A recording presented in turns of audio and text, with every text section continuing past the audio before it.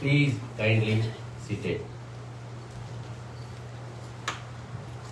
Naina ji, please.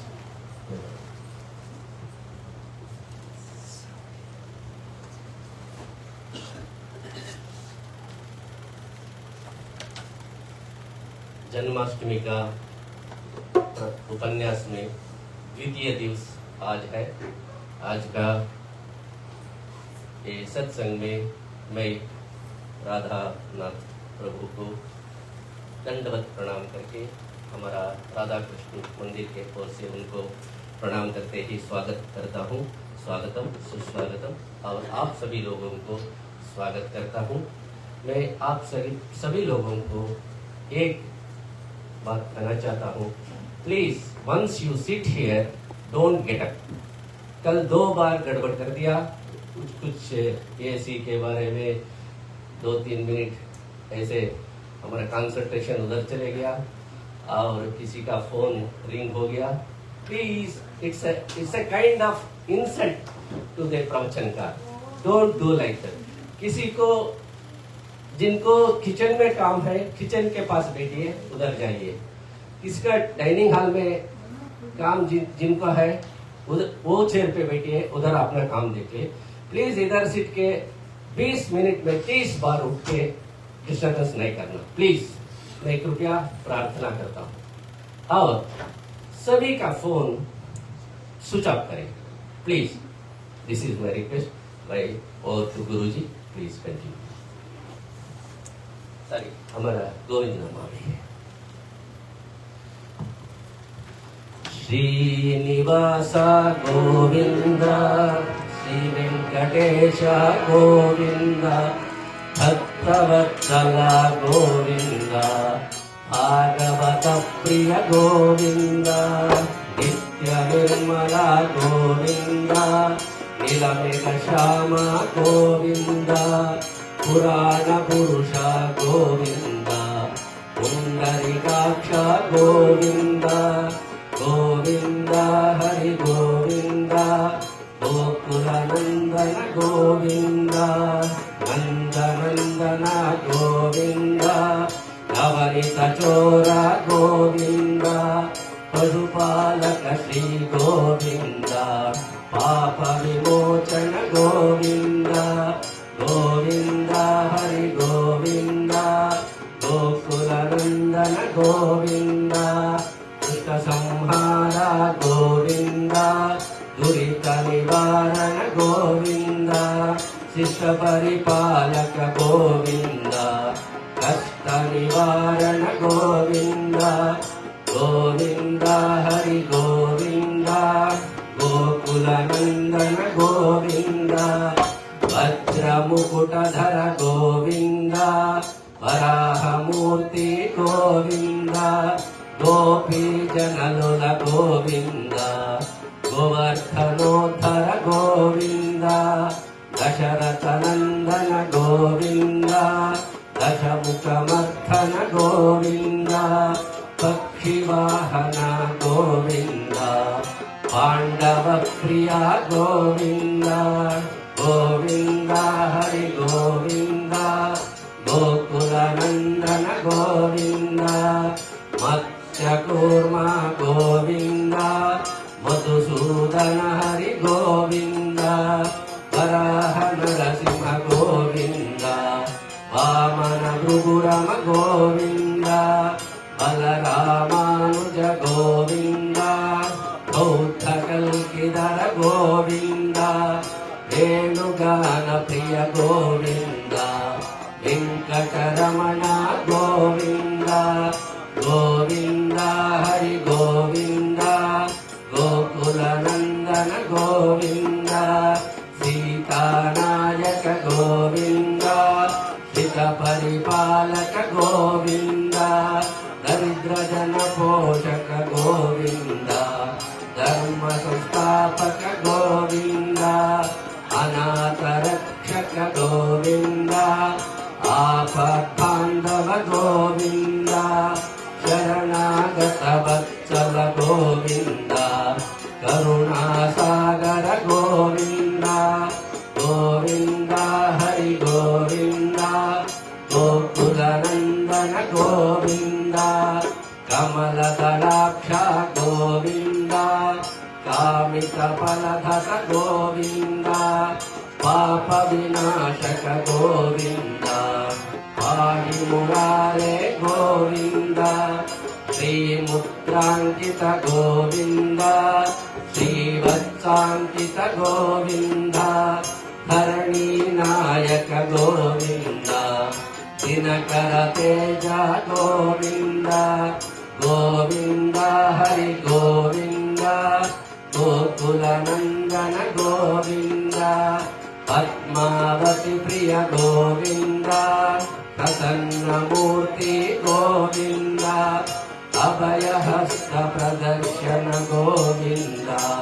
मत्स्यावतार Govind शङ्खचक्रधर Govind शार्कगदाधर Govind विरजातीर्थ Govind विरोधिमर्दन Govind Govind Hari Govind गोकुलनन्दन Govind शालिग्रामधर Govind सहस्रनाम गोविन्द लक्ष्मीवल्लभ गोविन्द लक्ष्मणाग्रज गोविन्द कस्तूरितिलक गोविन्द काञ्चनाम्बरधर गोविन्द गरुडवाहन गोविन्द गजराजरक्षक गोविन्द गोविन्द हरि गोविन्द गोकुलनन्दन गोविन्द वानरसेवित गोविन्द वारिधिबन्धन गोविन्द एकस्वरूप गोविन्द सप्तगिरिवास गोविन्द श्रीरामकृष्ण गोविन्द रघुकुलनन्दन गोविन्द प्रत्यक्षदेव गोविन्द परमदयाकर गोविन्द गोविन्द हरि गोविन्द गोकुलनन्दन गोविन्द वज्रकवचधर गोविन्द वैभवमूर्ति गोविन्द वैजयन्तिमाला गोविन्द वटिकसुरवाड गोविन्द बिल्वपत्रार्चित गोविन्द विक्षुकसंस्तुत गोविन्द शिवकेशवमूर्ति गोविन्द ब्रह्माण्डरूप गोविन्द गोविन्द हरि गोविन्द गोकुलनन्दन गोविन्द भक्ततारक गोविन्द नित्यकल्याण गोविन्द नीलकनाभ गोविन्द अतिरामप्रिय गोविन्द हरिसर्वोत्तम गोविन्द जनार्दनमूर्ति गोविन्द जगत्सखिरूप गोविन्द गोविन्द हरि गोविन्द गोकुलनन्दन गोविन्द अभिषेक प्रिय गोविन्द आपन्निवारण गोविन्द रत्नकिरीट गोविन्द रामानुजनुत गोविन्द स्वयं प्रकाश गोविन्द आश्रितपक्ष गोविन्द नित्यशुभप्रद गोविन्द निखिल लोकेश गोविन्द आनन्दरूप गोविन्द आद्यन्तरहित गोविन्द इह परदायक गोविन्द इहरजरक्षक गोविन्द गोविन्द हरि गोविन्द गोकुलनन्दन गोविन्द परमदयाळु गोविन्द पद्मनाभ हरि गोविन्द तिरुमलवास गोविन्द तुलसीवनमाला गोविन्द शेषशायिने गोविन्द शेषाद्रिनिलय गोविन्द गोविंद हरि गोविंद गोकुलनंदन गोविंद श्रीनिवास गोविंद श्री वेंकटेश गोविंद गोविंद हरि गोविंद गोकुलनंदन गोविंद। बोले वृंदावन बिहारी लाल की।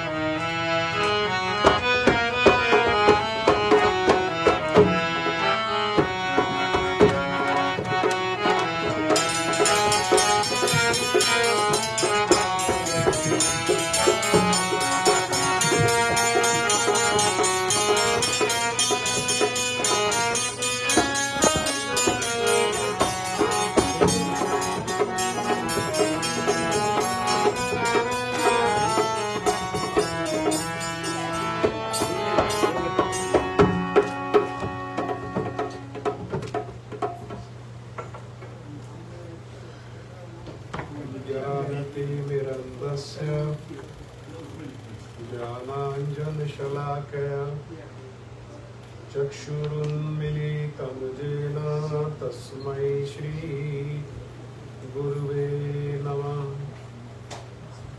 गुरुवे गौरचन्द्राय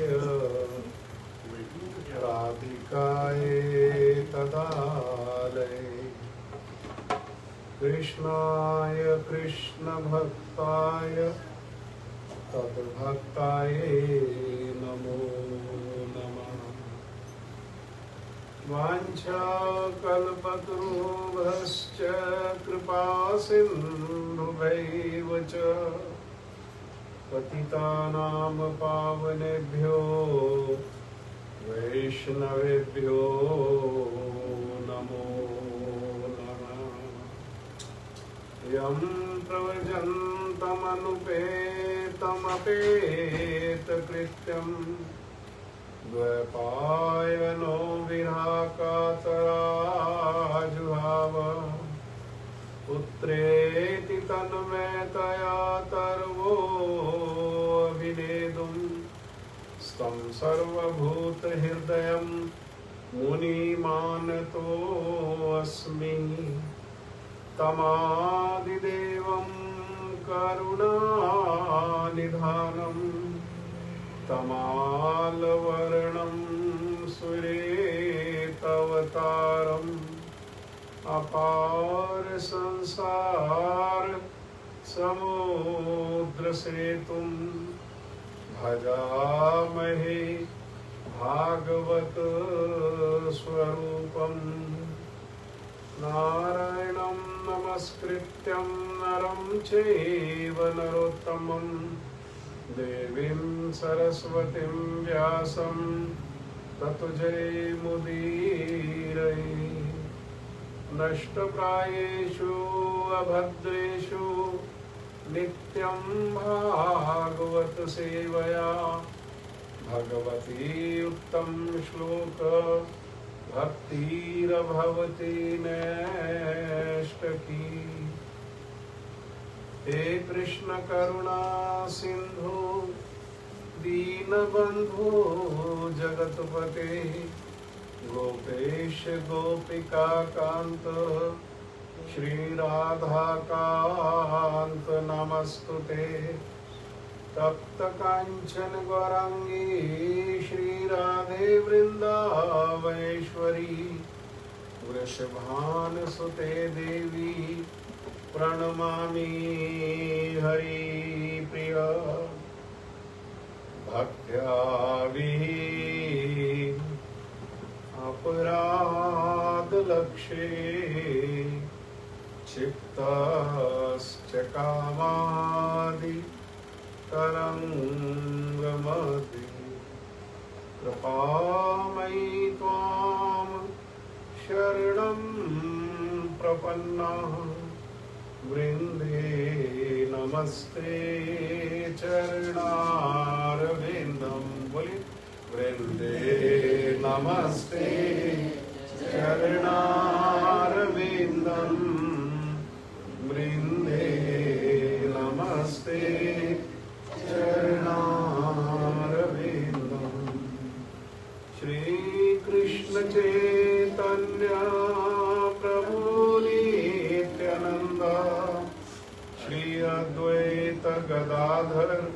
श्रीवासादि गौर भक्त वृंद से बोलिए हरे कृष्णा कृष्ण कृष्ण हरे हरे हरे राम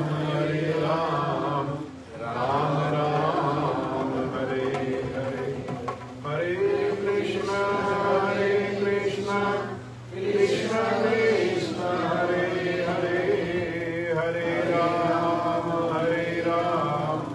राम राम हरे हरे।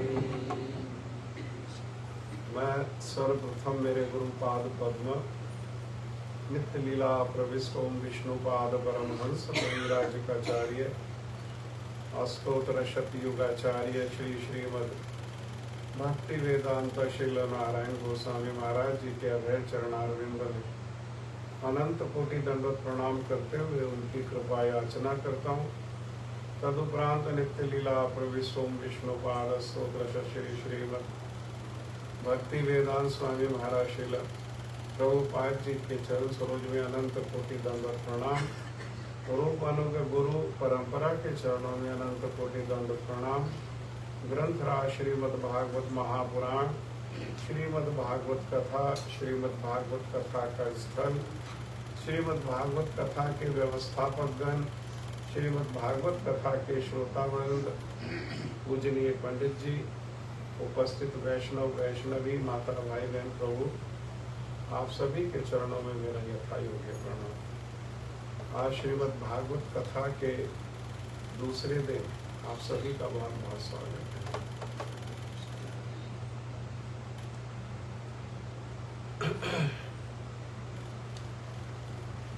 हम लोग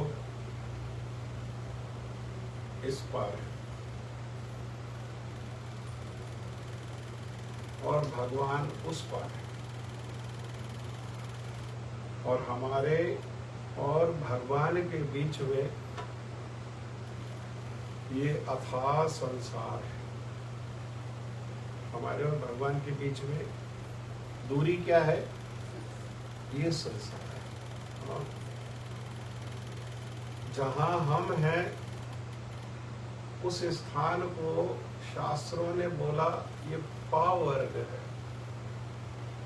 और जहां भगवान है वो स्थान को शास्त्रों ने बोला वो अपवर्ग है। पावर्ग जो हिंदी अक्षर है उसमें जो वर्ग होता है, प, फ, ब, भ, म, इसको कहते हैं पावर्ग। 5 शब्द है, पा जातीय वर्ग है। ये पांचों शब्द कैसा है? पा जाती। थोड़ा सा फिलोसफी है, थोड़ा सा ध्यान देने से समझ आ जाएगा। मैं साधारण भाषा में बोलूंगा बिल्कुल। हाँ, साधारण व्यक्ति हूँ इसीलिए भाषा ही साधारण है, कोई विशेष नहीं है, कोई अलंकार नहीं भाषा में, बल्कि संस्कृत के दो ज्ञानी के बीच में मैं फंसा हुआ हूँ। हाँ, मैं तो संस्कृत पढ़ा नहीं। गुरुजी के निकट आया और गुरुजी को पूछा कि गुरुजी थोड़ा सा मैं संस्कृत को पढ़ूं शास्त्र को समझने के लिए। तो गुरुजी ने कहा कि क्या उद्देश्य है मेरे पास, इसलिए आए? स्पिरिचुअल होने के लिए आए ना प्रोफेशनल होने के लिए आए? तो मैंने गुरुजी को कहा कि आपकी कृपा को प्राप्त करके, और उद्देश्य तो स्पिरिचुअल होने का ही है। तो उन्होंने कहा कोई आवश्यकता नहीं है संस्कृत पढ़ने का, क्योंकि ग्रंथ को पढ़ने वाले 2 प्रकार के लोग हैं। तो इसीलिए कहा कि ग्रंथ को पढ़ करके कोई तरे और ग्रंथ को पढ़ करके कोई मरे। ग्रंथ एक ही है, एक ही ग्रंथ है। तो ग्रंथ को पढ़ करके कोई तरे और ग्रंथ को पढ़ करके कोई मरे। हाँ? अरे भाई, ग्रंथ को अध्ययन कर रहे हैं। हाँ, भगवत वाणी है, साक्षात भगवान की लीला आदि है, तो उसको पढ़ करके कैसे, ये रिस्क कैसे हो गया कि ग्रंथ को पढ़ करके कोई मरे? हाँ,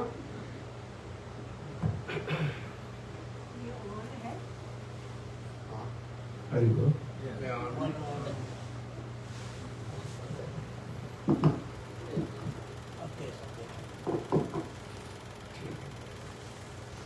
बड़ी कृपा। हाँ,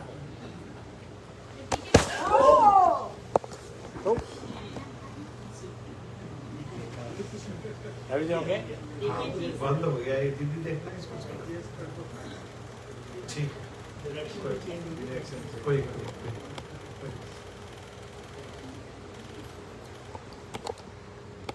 क्योंकि गुरुजी ने कहा कि जो ग्रंथ के होकर के स्वतंत्र होकर के अर्थात भगवान के जो भक्त है और उन भक्तों में भी जो विषय उसको आश्रय किए बिना स्वतंत्र होकर के जो ग्रंथ को अध्ययन करते हैं, तो वो ग्रंथ अध्ययन करने में शब्दार्थ के ऊपर अधिक उनका विचार रहता है।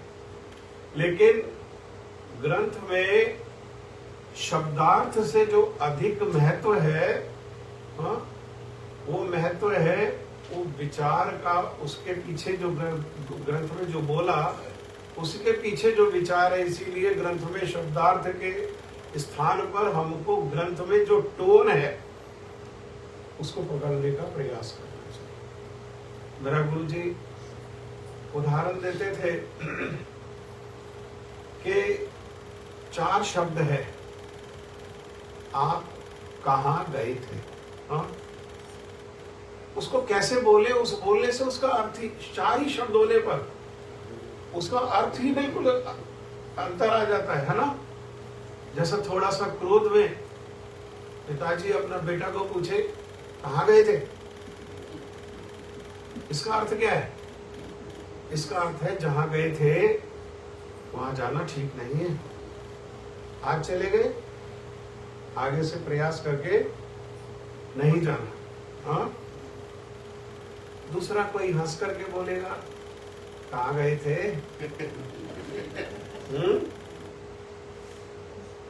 अर्थ का है तो शब्दार्थ में जाएंगे क्या?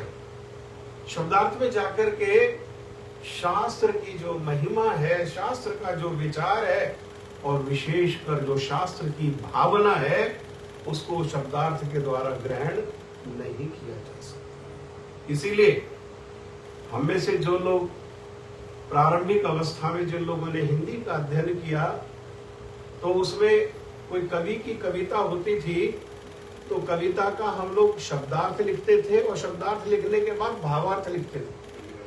हाँ, आप लोगों में से किया किसी ने?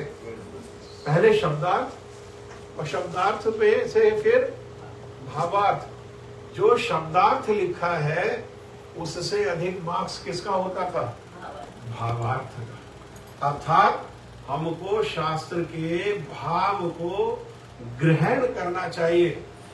स्वतंत्र रूप में शास्त्र को अध्ययन करने पर अपनी बुद्धि से, हमारी बुद्धि कैसी है? हमारी बुद्धि एक तो जड़ है और दूसरा कैसी है? बुद्धि हमारी सीमित है। लेकिन शास्त्र कैसा है? शास्त्र तो जड़ नहीं है, शास्त्र तो दिव्य है। तो जड़ बुद्धि से दिव्य शास्त्र को कैसे ग्रहण किया जा सकता है? कैसे ग्रहण किया जा सकता है? एकमात्र उसका उपाय है जिन्होंने उन शास्त्रों को उस भावना के सहित हृदयंगम किया है, उनके मुखारविंद से, उनकी सेवा करने से ये शास्त्र को ग्रहण किया जा सकता है। ये मेरी बात नहीं है, मेरा विचार नहीं है। श्रीमद् भगवद गीता में भगवान श्री कृष्ण ने यही विचार को दिया। तद विधि प्रणिपातेन परिप्रश्नेन सेवया उपदेक्ष्यांति ते ज्ञानम ज्ञानिस्तत्व दर्शिना। हाँ? ज्ञान को शास्त्र में महत्व नहीं दिया गया। ज्ञान को शास्त्र में महत्व नहीं दिया। जब ज्ञान तत्वता ज्ञान जो है अर्थात तत्व अधिक महत्वपूर्ण। भगवान ने कितने ही श्लोक में तत्व की बात कही। भगवान श्री कृष्ण ने कहा जन्म कर्म चामे दिव्यम एवं यो वेति तत्वता। हाँ, मेरा जन्म और कर्म कैसा है? ये संसार के जैसा नहीं है, दिव्य है, ये संसार के परे है। एवं यो वेति, लेकिन जो जान लेता है कैसा? तत्वता। अर्थात ज्ञान की दृष्टि से केवल भगवान के जन्म को जान लेना और भगवान के कर्म को जान लेना, भगवान उसकी महिमा को नहीं कह रहे। कैसा जानना? तत्वता, वास्तव में, एज इट इज, जैसा भगवान है, जैसा भगवान का जन्म है, जैसा भगवान का कर्म है, उसी स्वरूप में जानना, इसको भगवान जो है भगवद गीता में अधिक महत्व दे रहे हैं। तत्वता कौन को कैसे पता लगेगा? कैसे तत्वता जानेंगे? तो तब भगवान कह रहे हैं जो तत्वदर्शी है, जिनको तत्व का दर्शन है, जिनको तत्व का दर्शन का अर्थ क्या है? ज्ञान। जिनको तत्व का ज्ञान है उनके पास जाओ, तद विधि प्रणिपाते, उनके पास जाओ और कैसे क्या करो? परिप्रश्नेन सेवया, सेवा करो उनकी जाकर के। सेवा करने का अर्थ क्या है? यथा योग्य सम्मान देते हुए उनको प्रणाम करें, और प्रणाम करके विनीत भाव से क्या करे? परिप्रश्नेन सेवया, विनीत भाव से, चैलेंज करने के लिए नहीं। हम नहीं जानते हैं, जानने के उद्देश्य से, या कुछ जानते हैं, वास्तव वस्तु को नहीं जान पा रहे हैं, उसको जानने के उद्देश्य से विनीत होकर के, प्रभु मुझ पर कृपा करते हुए, जैसा शास्त्रों में श्रीमद् भागवत में श्री परीक्षित महाराज प्रश्न कर रहे हैं, जैसा श्रीमद् भागवत में शौनक आदि जो है प्रश्न कर रहे, जैसा श्रीमद् भागवत में मैत्रेय मुनि से विदुर जी प्रश्न कर रहे, सारे जैसा श्रीमद् भागवत में स्वयं भगवान श्री कृष्ण से श्री उद्धव जी प्रश्न कर रहे, ऐसा भागवत क्या है? तो प्रश्न उत्तर ही, प्रश्न उत्तर अलग अलग स्थान पर अलग अलग समय में हुआ, उसका संकलन जो है, वो संकलित जो ग्रंथ है, उन्हीं प्रश्न उत्तर का, वही श्रीमद् भागवत, वही श्रीमद् भागवत है। अरे तो प्रश्न करना जरूर, प्रश्न करने से जिज्ञासा का निवारण होगा, प्रश्न करने से तत्व को जानेंगे। प्रश्न करने की आवश्यकता है। कैसा? परिप्रश्नेन सेवया, विनीत रूप से। अगर हम अपने बुद्धिमत्ता को सिद्ध करने के उद्देश्य से प्रश्न करेंगे तो क्या होगा? वो हमें ठग लेंगे, ऊपर ऊपर से बोल देंगे, है ना? ऊपर से बोल देंगे। कई बारी अधिकतर, क्योंकि हम इस संसार में रहते हैं और बहुत अनादि काल से हमको इस संसार का ही अभ्यास है, तो हम प्रश्न तो करते हैं, लेकिन वो प्रश्न का उत्तर भी हमें को पता है और हम उसी उत्तर को सुनना चाहते हैं। जो उस उत्तर को बताएगा वह तो हमारे प्रश्न का उत्तर देने वाला ठीक व्यक्ति है, जो हमारे हृदय में उत्तर है। और हमारे उत्तर के अगर विपरीत बताएगा तो फिर थोड़ा सा गड़बड़ है ना? जैसे शुगर का पेशेंट डॉक्टर के पास गया, उसका कमी है, वो गुलाब जामुन खाना पसंद करता है, तो डॉक्टर के पास गया तो डॉक्टर को बोला गुलाब जामुन खा सकते हैं ना? तो डॉक्टर ने कहा ये अच्छा पेशेंट है, ये बार बार गुलाब जामुन खाएगा, बार बार कष्ट होगा, बार बार मेरे पास आएगा, बार बार मुझे फीस देगा। इसलिए डॉक्टर ने क्या कह दिया? Oh, yes, yes, yes. Why not? At least thrice a day. At least thrice a day. Yes, yes, carry on. Go ahead, go ahead.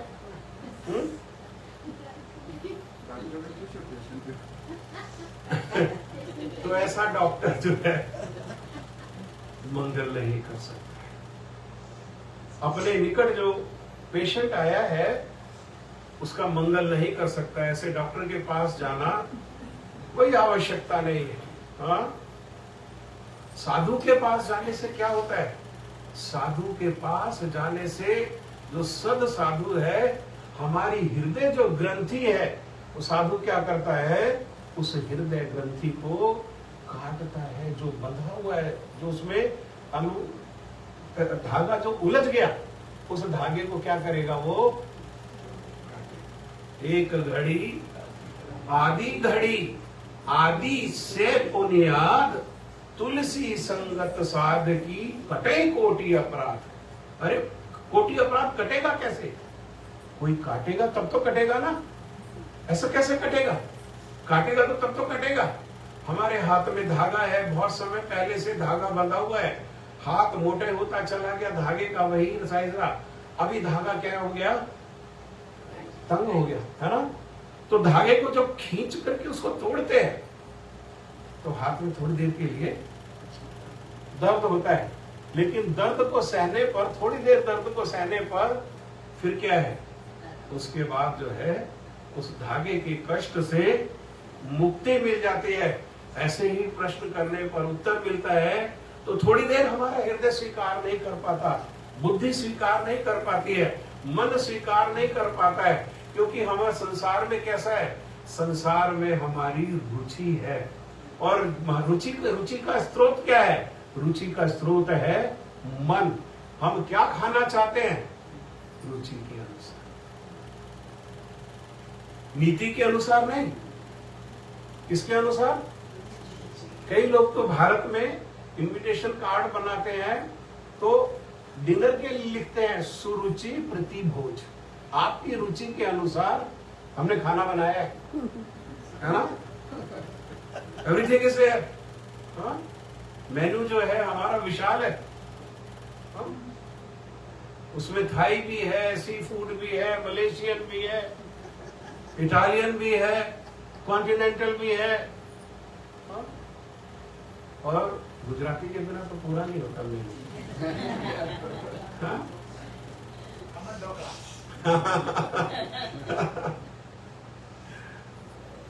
रुचि, इसीलिए हम सुनना भी क्या चाहते हैं? रुचि के अनुसार ही हम लोग सुनना चाहते हैं। हमारी जिसकी जहां रुचि है उस रुचि के अनुसार हम सुनना चाहते हैं। तत्वता हम नहीं सुनना चाहते हैं, क्योंकि कारण क्या है कि अभी उस तत्व को ग्रहण करने का सामर्थ्य नहीं, अभी उस तत्व को ग्रहण करने का सामर्थ्य नहीं है।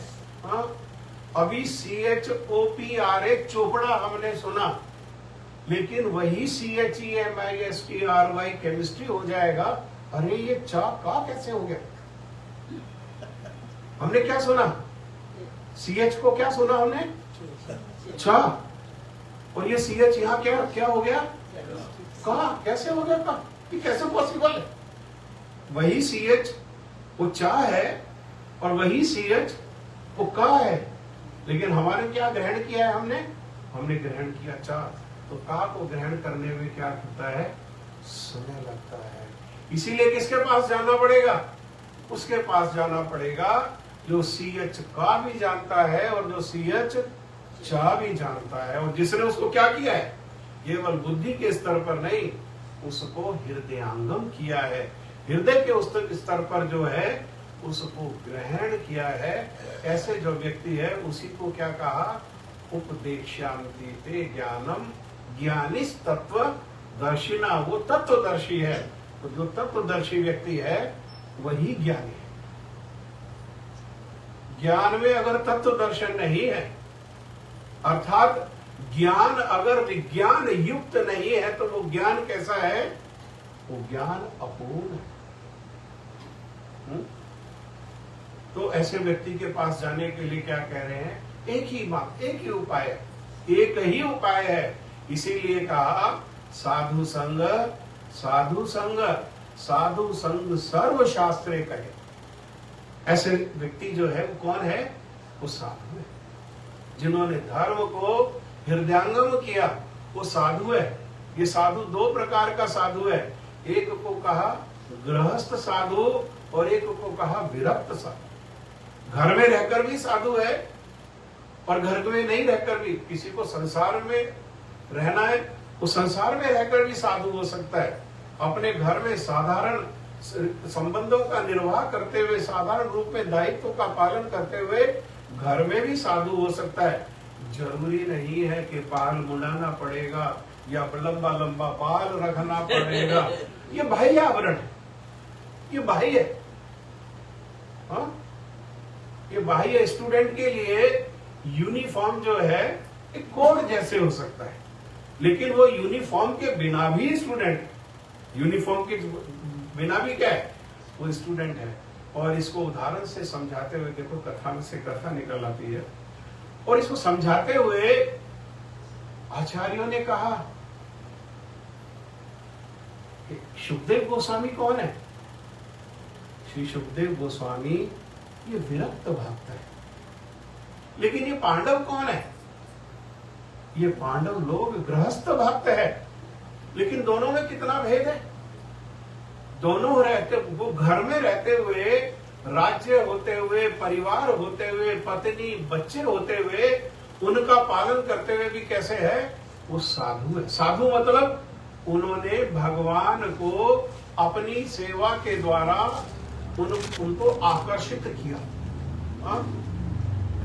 जो भगवान को अपनी सेवा के द्वारा अपनी ओर आकर्षित कर ले, उसी को कहते हैं साधु। कितना इस रूप में आकर्षित किया हुआ है कि भगवान का घर कहाँ है? भगवान का घर है द्वारका। द्वारका में रहते हैं, द्वारका में रहते हैं ना। वैसे वास्तव में भगवान का घर जो है, शास्त्र के अनुसार ये वृंदावन ही उनका घर है। आराध्यो भगवान ब्रजेश तनया तद धाम वृंदावनम। उनका धाम कहाँ है? उनका घर कहाँ है? वो वृंदावन है। द्वारका क्या है? द्वारका उनका ऑफिस है। हाँ, परंतु द्वारका में सारा परिवार रहता है। 16,108 रानियां कहाँ रहती है? द्वारका में। उनसे 10-10, एक रानी से 10-10 पुत्र है और एक पुत्री है। 11-11 बच्चे हैं। इतना बड़ा परिवार है। सारा परिवार कहाँ है? द्वारका में। हाँ, देवकी वसुदेव मैया बाबा कहाँ रहते हैं? द्वारका में।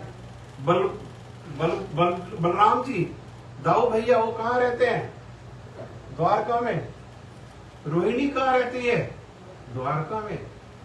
सब द्वारका में रहते हैं। कोई परिवार, मित्र सब द्वारका में रहते हैं।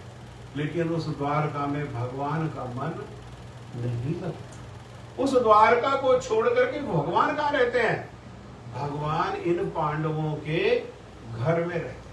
शास्त्र का नियम है, शास्त्र का आदेश है कि गृहस्थों को अपना घर छोड़ करके साधु के आश्रम में जाना चाहिए। साधु संघ के लिए अगर जीवन में उन्नति करनी है, उपलब्धि करनी है, तो अपने घर को कुछ समय के लिए, जैसे हम लोग अपने घर को त्याग करके यहाँ मंदिर में आते हैं और यहाँ मंदिर में कथा सुनते हैं, हाँ, तो ये नियम है। लेकिन नारद जी कहते हैं श्रीमद् भागवतम में कि हे पांडवों, तुमने क्या किया? तुमने उसी परंपरात पर परतत्व भगवान श्री कृष्ण को वशीभूत कर लिया, अपने वश में करके। वश में कैसे किया? सारा जगत भगवान के नहीं, भगवान की माया के वश में। और कौन सी माया? वो जो श्रेष्ठ है उस माया नहीं, हाँ, उसको अंतरंगा शक्ति कहा, उसको आह्लादनी शक्ति कहा। बहिरंगा जो निकृष्ट शक्ति है भगवान की, वो श्रेष्ठ नहीं है। ये माया जो है ये श्रेष्ठ नहीं है, निकृष्ट है। इस निकृष्ट शक्ति से सारा का सारा संसार जो है वो बंधा हुआ है। भगवान ने बांधा हुआ है सारे संसार को। सारा संसार उनके वश में है। इसीलिए संसार में कहते हैं कि उनकी इच्छा के बिना एक पत्ता भी नहीं, क्योंकि सब बंधे हुए हैं, कोई स्वतंत्र नहीं है, सबको बांधा हुआ है। लेकिन वो बांधने वाले भगवान जो है, उनको भी ये पांडवों ने क्या किया? प्रेम से वशीभूत, अर्थात प्रेम से बांध लिया। ये भगवान प्रेम से बंधे हुए हैं। अब उस प्रेम से में बंधे होने के कारण खुद स्वतंत्र नहीं है, हाँ, खुद स्वतंत्र नहीं है। इसीलिए भगवान कहते हैं कि मैं खाता हूं, मैं खाता हूं। कैसे खाता हूं? मेरे भक्तों के मुख के द्वारा मैं खाता हूं। ब्राह्मण के मुख के द्वारा मैं क्या करता हूं? मैं खाता हूं। खाने के लिए अपने भक्तों के ऊपर आश्रित। भगवान ने बोला मैं बोलता हूं। कैसे बोलता हूं? अपने भक्तों के मुख से मैं बोलता हूं। हाँ, अर्थात जो भगवत वाणी है, भगवान का विचार है, उसमें जो मिलावट नहीं करते हैं, उसमें जो मसाला नहीं लगाते हैं, वो क्या कौन बोल रहा है उनके मुख से? वो भगवान ही बोल रहे। हाँ, भगवत गीता का श्लोक है तो लग रहा है कि हम बोल रहे हैं, लेकिन मूल में किसने बोला? मूल में कौन है उसके बोलने के पीछे? श्री भगवान वाच।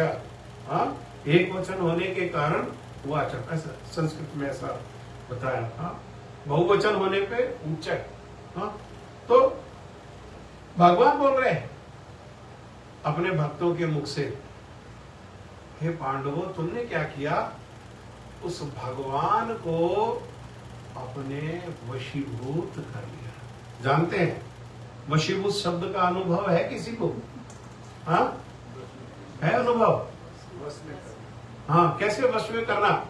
जैसे एक बेटा है, हाँ, माता पिता का बेटा है, अभी शादी नहीं हुई, तो तब उस बेटा को पूछते हैं कि बेटा हमारा विचार ऐसा है कि हम ये निर्णय करना चाहते हैं। तो बेटा कहता है, अरे आप मेरे माता पिता हो, आप जो निर्णय करोगे वही मेरे लिए मंगल का कारण है, वही श्रेष्ठ है। आपका जैसा मन है आप वैसा निर्णय करो, जो आप निर्णय करोगे वही मुझे स्वीकार होगा। हाँ, और थोड़े दिन के बाद जो बेटा ऐसा बोलता था, उस बेटा का माता पिता ने विवाह कर दिया और घर में उसकी पत्नी आ गई। तो उसके बाद फिर पूछा माता पिता ने कि बेटा हमारा ऐसा विचार है और हमारा ऐसा निर्णय है, तो क्या करना चाहिए? वो बेटा का जो पहले का जो शब्द था अब वो वापस नहीं आने वाला। वो क्या बोलेगा? आप मुझे थोड़ा समय दो, 1-2 दिन का, मैं सोच करके बताता हूं। क्या सोचना है उसने? क्या सोचना है? पत्नी से आज्ञा ले रही है। क्यों क्यों हुआ ऐसा? अरे बेटा वही है, आज्ञा क्यों ले रही? सलाह आज्ञा तो ज्यादा हो गया ना, अंडर हो गया। आज्ञा का फर्क आ गया अभी। आज्ञा इसलिए लेनी चाहिए कि वो गृहिणी है, घर उसको चलाना है, घर उसको देखना है। हाँ, पति तो ज्यादातर क्या करते हैं, घर में आए, तैयार खाना मिला खाए, और थकावट नहीं है तो कुछ बात किया, और थकावट है तो सो गए और सुबह उठ करके फिर चले गए। लेकिन वो कौन है? वो गृहिणी है। उसको तो घर में सुई से लेकर के तलवार तक जो आवश्यकता है वो सबका साज सज्जा, उसको ध्यान रखना, कहाँ रखा है कहाँ रखा है। पति तो बोलेगा, अरे आपने देखा मेरा वो टाई था, वो दिखाई नहीं दे रहा, कहाँ रखा हुआ है? कौन निकाल के लाएगा टाई घर में से? हाँ, कौन निकाल के लाएगा टाई? इसीलिए उससे आज्ञा लेना चाहिए। हाँ, इसलिए उससे क्या करना पड़ेगा? घर का कार्य है, ऑफिस के कार्य के लिए आज्ञा लेने की आवश्यकता नहीं है, लेकिन घर का कार्य है, इस निर्णय से उसका जो क्रिया है वो किस प्रकार से प्रभावित होगी वो तो वही बता सकती है, उसकी आज्ञा लेनी पड़ेगी। हाँ, हम देख रहे कुछ और, लेकिन जहां वो वास्तव में तो उसको डील करना है, वो जहां से देख रही है उसको, क्योंकि देखने देखने में भी, एक ही वस्तु को देखने देखने में भी भेद है। आपने प्रश्न किया, उसका निवारण करने के लिए, एक व्यक्ति समुद्र के किनारे गया और रेत में 6 बना दिया और 6 के सर के ऊपर खड़ा हो गया, इधर सर है। दूसरा व्यक्ति आया, वो उसके पैरों की तरफ खड़ा हो गया। फिगर कितना है? फिगर कितना है? 1 है ना। जो सर की तरफ खड़ा है उसको क्या दिखाई दे रहा है? 6। और जो उसके पैरों की तरफ खड़ा है उसको क्या दिखाई दे रहा है? ये भेद कैसे हो गया? 6 और 9 कैसे हो गया? एक ही। हाँ, अर्थात क्या? इसका अर्थ क्या है? कौन कहां से देख रहा है, अर्थात हमारा दृष्टिकोण में भेद होगा। एक ही चीज को देखने पर साधु जब संसार को देखता है तो उसका एक दृष्टिकोण होता है, और संसारी जो व्यक्ति है, जो उसमें रचा पचा है, वो जब संसार को देखता है तो उसका दृष्टिकोण एक होता है। दोनों के दृष्टिकोण में जमीन आसमान का भेद होता है। संसारी जो रचा पचा है वो संसार को देखने पर संसार में सुख को अनुभव करना चाहता है, और साधु जो देखता है वो देखता है कि कैसे संसार रूपी मल में ये नख से शिखा तक सने हुए हैं, इनका उद्धार कैसे। हाँ, दृष्टि में भेद है।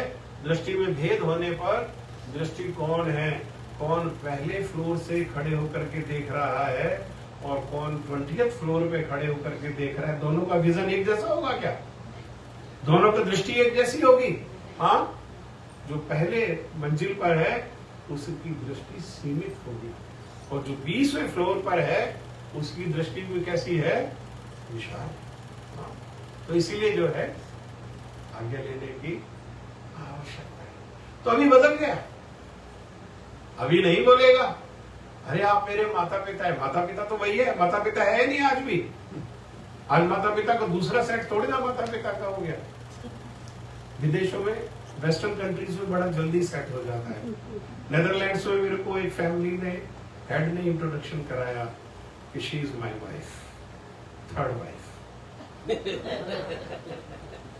और ये जो बच्चे हैं, मैं इनका फादर नहीं हूं, और ये जो दूसरे बच्चे हैं मैं इनका फादर हूं, but she is not mother। और ये जो बीच में बच्चे दिखाई दे रहे हैं इसके हम मदर फादर है ना।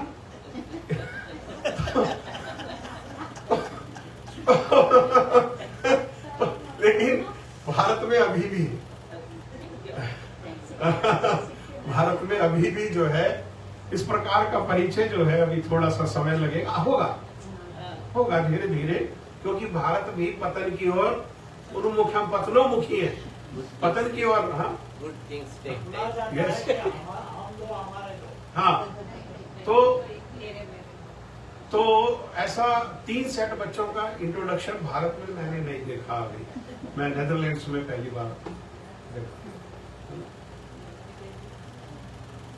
अभी नहीं बोलेगा वो ये बात, अभी बोल रहा है बताऊंगा, और जाकर के पत्नी को बात कर रहा है। पत्नी किसी बात को एडामेंट है तो सामंजस्य करने की कोशिश कर रहा है, समझाने की कोशिश कर रहा है। भाई ये परिवर्तन कैसे हो गया? ये परिवर्तन कैसे हुआ? ये परिवर्तन हुआ प्रेम से और सेवा से। पत्नी ने क्या किया? उस लड़की ने, कल की लड़की ने घर में आकर के पति को प्रेम से और सेवा से अपने वश में कर लिया। अब वो स्वतंत्र नहीं रहा। वही लड़का जो स्वतंत्र था वो लड़का अब स्वतंत्र नहीं रहा निर्णय लेने के लिए। कैसा निर्णय लेता है? पत्नी के इशारे को समझता है। वो कहती है बैठो तो बैठ जाता है, वो कहती है खड़े हो जाओ तो खड़े हो जाता है। पांडव कहते हैं भगवान को बैठो तो भगवान होते हुए भी वो बैठ जाते हैं। पांडव कहते खड़े हो जाओ तो भगवान होते हुए भी वे खड़े हो जाते हैं। क्योंकि पांडवों ने क्या किया? पांडवों ने प्रेम से और सेवा से उन परम भगवान श्री कृष्ण को परम होते हुए भी, परम मीन्स अल्टीमेट, परात्पर होते हुए भी, पर तत्व होते हुए भी, जड़ तत्व नहीं है वो पर तत्व है। हाँ, होते हुए भी वे भगवान जो है सेवा और प्रेम से अपने भक्तों के वशीभूत हो जाते। उनको बांधने का एकमात्र जो उपाय है वो कर्म नहीं, वो ज्ञान नहीं, वो योग नहीं। उनको बांधने का एकमात्र उपाय है प्रेम। उनको बांधने का एकमात्र उपाय क्या है? प्रेम। प्रेम के द्वारा वो बंधते हैं। हाँ, इसीलिए भक्त लोग जो है बड़े सुख से और बड़े आनंद से कीर्तन करते हैं। तो सबसे ऊंची क्या बोलते हैं? ना कर्म बोलते हैं, ना ज्ञान बोलते हैं, ना योग बोलते हैं, ना ध्यान बोलते हैं। क्या बोलते हैं? जगत में अगर श्रेष्ठ कुछ है तो वो श्रेष्ठ क्या है? वो प्रेम है। क्या उस प्रेम की कैसी महिमा है? तो तब कहते हैं ओ प्रेम के वश अर्जुन रथ हांक्यो, भूल गए ठकुराई, वो सबसे ऊंची प्रेम सगाई। प्रेम के द्वारा वे भगवान जो है उनको बांध लिया जाता है। प्रेम के द्वारा वे भगवान होते हुए भी सहज सरल रूप में बंध जाते हैं, वशीभूत हो जाते हैं। इसीलिए क्या करें, एक ही मार्ग है विशेषकर कलयुग के लिए। हाँ, एक ही मार्ग है। उस मार्ग को श्रीमद् चैतन्य महाप्रभु ने कहा, घरे थाको वने थाको सदा हरि बोले डाको, सुखे दुखे भूले ना को, वदने हरि नाम लहोरे, गाए गोरा मधुर स्वरे। बंगला है, बंगला पे है। घरे थाको बने थाको। अरे दो ही प्रकार का जीवन अभी बताया, या तो गृहस्थ और या तो विरक्त। विरक्त कहाँ रहते हैं? विरक्त वन में रहते हैं। गृहस्थ कहाँ रहते हैं? वो घर में रहते हैं। घर में स्थित गृह स्थित स्वगृहस्थ, जो घर में स्थित है वो कौन है? वो गृहस्थ है। तो कोई बात नहीं, घर में है तो घर में रहो, और वन में है तो वन में रहो। जैसा जिसका स्वभाव है, अपने अपने स्वभाव के अनुसार रहते हैं। साधु ग्रस्तों के लिए वन में रहना तपस्या है, वन में नहीं रह सकते। हाँ, उनको घर में आराम है। हाँ, कहीं भी घूम फिर के आएंगे और फिर बोलेंगे कि कहीं भी चले जाएं, लेकिन जो आराम अपने घर में है। सुख शांति कहाँ के मिलती है? उड़ करके तो जाते हैं। हाँ, यूरोप में देखना है, सनराइज देखना है, सनसेट देखना है, ऐसा देखना है, वैसा देखना है, लेकिन फिर उड़ करके वापस कहाँ आते हैं और क्या बोलते हैं? घर कैसा है? अरे सनराइज अच्छा नहीं था क्या? हाँ, घर अच्छा था। क्यों? क्योंकि अभ्यास है घर में रहने का, घर में स्थित है, गृहस्थ है तो घर में रह रहे हैं, कोई दोष नहीं है। पति है, पत्नी है, बच्चे है, व्यापार है, जीविका का कोई मार्ग है, नौकरी है, कोई दोष नहीं है। दोष क्या है कि मन कहाँ है, ये दोष है। वो साधु का मन भी कहाँ है, ये दोष है। और घर में रहते हुए भी मन कहाँ है, ये दोष है। हाँ, इसीलिए मन को ठीक करने का कलयुग में क्या उपाय है? तो कह रहे भाई घर में रहो, ग्रहे थाको। थाको माने रहना, बंगला में थाको मतलब रहना। आ जाए नहीं मिसेस सेना। वो घर में रहो, कोई समस्या नहीं। वन में रहो, कोई समस्या नहीं है। समस्या कहाँ है? तो कह रहे हैं सदा हरि बोले डाको। क्या करो? जहां है, जिस स्थिति में है, वहां पर नित्य सदा भगवान को पुकारते रहे। हाँ, ये नहीं कहा भगवान का नाम बोलो या भगवान के बारे में बोलो। उन्होंने कहा डाको। डाको माने कोई दूर है, और दूर के व्यक्ति को जैसे बुलाते हैं, पुकारते हैं जैसे। हाँ, दूर व्यक्ति है, अपनी बात सुनाने का उसको जो प्रयास करते हैं, तो उसको जैसे बुलाते हैं, शरीर के हर अंग से आवाज को लाउड करके, हाथ का इशारा से, जितना जैसा संभव है उसको पुकारते हैं। ऐसे क्या करो? भगवान को पुकारो। हरे कृष्ण कृष्ण मुख में जिह्वा किस लिए मिली है? हरे राम राम राम। भगवान का नाम बोलने का अवसर मिले, चुप नहीं रहना चाहिए। ये मुख में जिह्वा हमको निंदा करने के लिए नहीं मिली है।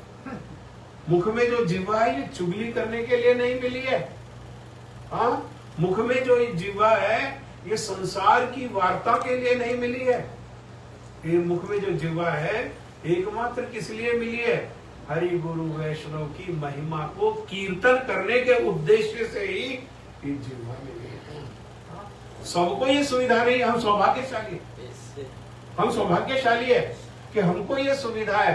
पर ये सुविधा भागवत जो है बोलता है परमानेंट नहीं है। ऐसा विचार नहीं कर लेना कि हमेशा के लिए ये सुविधा मिली है। कैसा है? ये संसार क्षणिक है, टेम्परेरी है। तो ये जीवा में बोलने की सुविधा भी कैसी है? कुछ समय के लिए है। उस समय को बेस्ट यूटिलाइजेशन करते हुए हमको भगवान को उनके नाम से पुकारना चाहिए। हरे कृष्ण कृष्ण कृष्ण हरे हरे हरे राम। सभी लोग बोलो राम राम। इसको कहते हैं डाकना, इसको कहते हैं पुकारना। डाकने का अर्थ क्या है? पुकारना। ये पुकार है। हाँ, और कह रहे हैं सुखे दुखे भूले ना को।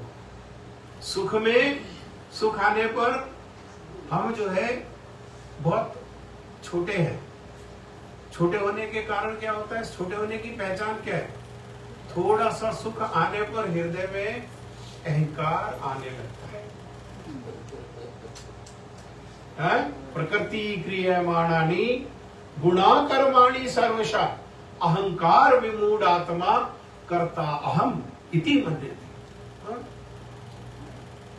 कर्ता अहम, अरे ये मैंने किया है। I come a long way. Look, my father was having a cycle, old cycle. I'm driving this advanced car, latest car. Who did it? किसने किया? किसने किया? मैंने किया। कर्ता अहम, कर्ता अहम। अहम मने मैं, कर्ता मने किया। कर्ता अहम इति, ये ही मन्यते मानता है। कौन मानता है? तो कहा विमूढ़ आत्मा।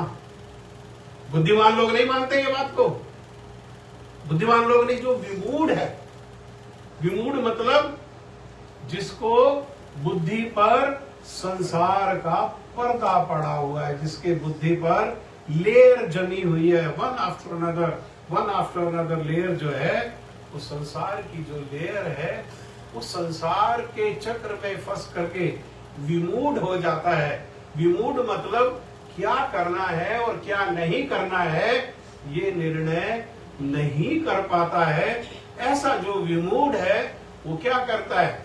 वो किसको क्रेडिट देना है, किसको क्रेडिट नहीं देना है, वो विमूढ़ है, निर्णय नहीं कर पाता और अपने आप को ही अहंकारवश क्या मान लेता है? कर्ता अहम, मैं ही करने का। इसको कहते हैं कर्ता अहम भावना को कहते हैं अहंकार। ये सुख में अहंकार आ जाता है और दुख में विचलन आ जाता है। विचलित हो जाते हैं दुख में। दुख में कर्ता नहीं मानते अपने आप को। दुख में कर्ता किसको मानते हैं? पहले तो संसार में कहेंगे बड़े भाई ने ऐसा किया, छोटे भाई ने ऐसा किया, पड़ोसी ने ऐसा किया, उसने मित्र ने ऐसा किया, मैं कितना विश्वास करता था, मैंने कितना उसके लिए किया और उसने समय आने पर ऐसा किया, वैसा किया, ये किया, वो किया। दोष कहां ढूंढ रहे हैं? यही विचलन।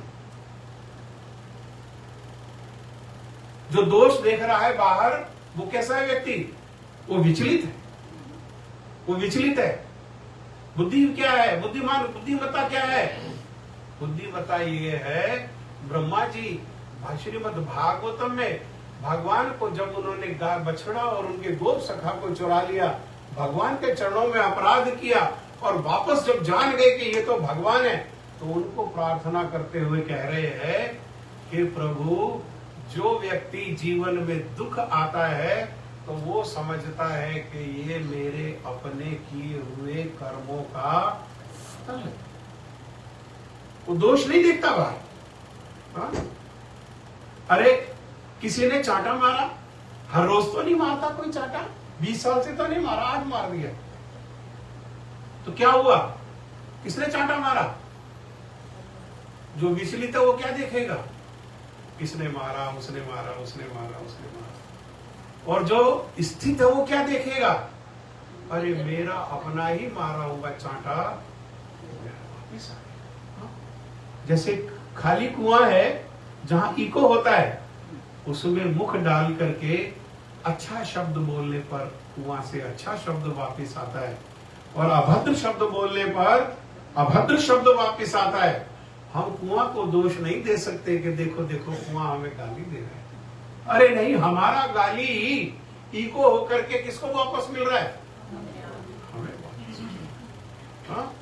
दुख में क्या स्वीकार करें कि ये मेरे अपने ही किए हुए कार्यों का फल है, और जीवन में सुख आने पर ये भगवान की कृपा है। हाँ? अरे मुझे दिया, औरों को भी तो दे सकते थे, औरों को नहीं दे करके मुझे दिया, तो क्या है वो? ये मुझे मिला। अगर अपने प्रयास से मिलता तो सारा संसार तो प्रयास कर रहा है, सारे संसार को तो नहीं मिल पाता। हाँ, लेकिन मुझे मिला, तो मुझे मिला, so I am blessed one, I am chosen one, I have been chosen by. हाँ, तो मैं ये क्या है? ये उनकी कृपा है। जीवन कितना कितना सहज और सरल हो जाए ये दो विचार को। भागवत का एक विचार भी अगर हम ग्रहण कर ले, एक विचार भी हमारे जीवन में आचरण में आ जाए, तो जीवन में कोई दुख ही नहीं है। दुख कष्ट क्या है?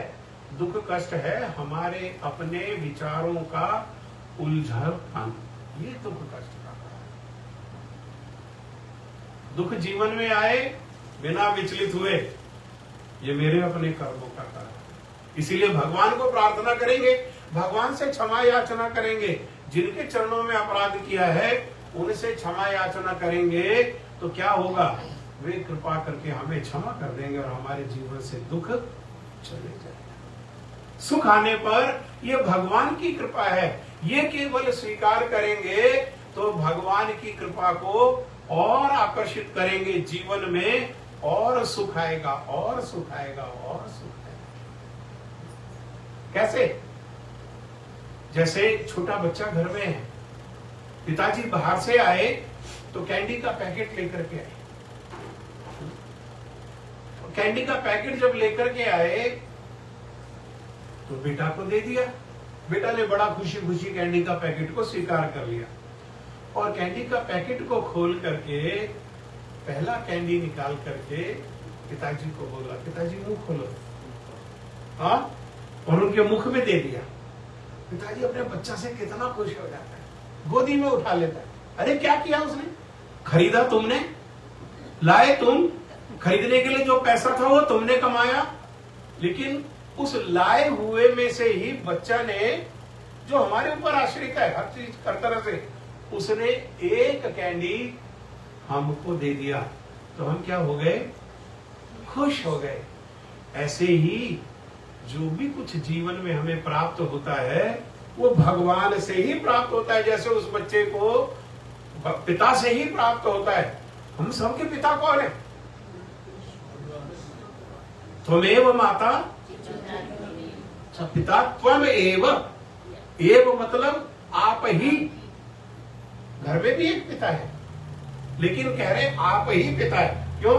क्योंकि वो मेरा पिता है, लेकिन उसका पिता भी तो आप ही है, और उसका जो पिता है उसका पिता भी आप ही है। अर्थात मूल पिता कौन है? आप ही है।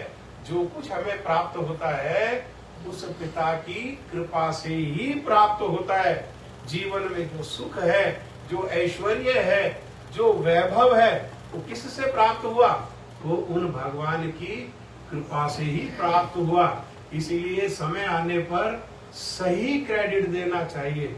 सुख जीवन में है तो किसकी कृपा से है? भगवान की कृपा से। ऐसे जो जीवन को व्यतीत करता है, और ऐसे जीवन व्यतीत करते हुए साथ में समय निकाल करके भगवान का भजन करता है, ब्रह्मा जी कहते हैं कि प्रभु वो आपके धाम में आने का उत्तराधिकारी हो जाता है। मतलब वो एक एडमिशन के लिए राइट रिजर्व होता है ना? उसे पूछना नहीं पड़ता। एडमिशन के लिए राइट कैसा है? वो रिजर्व है, उसे पूछना पड़ेगा, मैं कम नॉक करना पड़ेगा। No, right is reserve. बोलो और घुसो। ऐसे उत्तराधिकारी। उत्तराधिकार का अर्थ क्या है? उत्तराधिकार का अर्थ है जैसे पिता के घर में बेटा ने जन्म लिया, अब उसको केवल जिंदा रहना, पढ़े तो नहीं पढ़े तो, माता पिता का सम्मान करे तो, अपमान करे तो, पिता के मरने पर संपत्ति को किसको प्राप्त होगी? हाँ, उसके लिए कोई एफर्ट नहीं करना, उसके लिए कोई एफर्ट नहीं करना। क्या करना है? एकमात्र उसको जीवित रहना है। तो जीवन क्या है?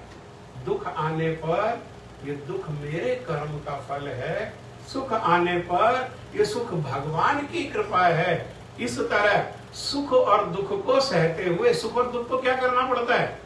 सहना पड़ता है। सुख को भी सहना पड़ता है, अन्यथा सुख के अहंकार में लोग पागल हो जाते हैं। हाँ, कनक कनक से 100 गुनी मादकता अधिकाय, वाय खाए बोराए, वाय पाए बोराए। बोराने का मतलब पागल हो जाना, बोराना मतलब पागल। कैसे पागल हो गए? नशे से पागल हो गए। कनक कनक, एक कनक है धतूरा और एक कनक है सोना। धतूरा का एक बीज में इतनी शक्ति होती है कि एक बीज को खाने पर अधिकतर लोग एक जीवन के लिए पागल होते। एक बीज खाया, ऐसा नशा चढ़ा धतूरे का, इसीलिए शिव जी को चढ़ाते हैं। वही सहन कर सकते हैं इसको, वही सह सकते हैं, है ना। तमोगुणी जो लोग हैं वो शिव जी को क्या करते हैं? वो धतूरा चढ़ाते हैं, वही सहन कर सकते हैं। हम सहन कर सकते हैं? हाँ? कई भांग को कहते हैं भोले का प्रसाद है। क्या ले रहे? भांग लेना? अरे भैया भांग लेना ठीक नहीं है। अरे नहीं प्रभु, ये तो भोले का प्रसाद है। तो धतूरा लो ना, तो धतूरा भी भोले का प्रसाद है। हाँ? और धतूरा का एक बीज जो है पागल कर देता है। लेकिन कब पागल करेगा? देखने से पागल नहीं होंगे, जेब में आने से पागल नहीं होंगे, घर में रखने से पागल नहीं होंगे। कब पागल होंगे? जब खाएंगे। लेकिन दूसरी ओर जो धन है वो अभी खाया नहीं, होगा नहीं, आने से ही पागल हो जाता है। आने से ही क्या हो जाता है? आने से ही पागल हो जाते हैं। इस विचलन के बिना केवल क्या करे? भगवान का भजन करे। तो ब्रह्मा जी कह रहे प्रभु वो आपके धाम में आने का उत्तराधिकारी हो जाए। कीर्तन करना चाहते हैं सूर्य? बैठ जाइए, वहाँ बैठ जाइए, वहाँ बैठो। अच्छा,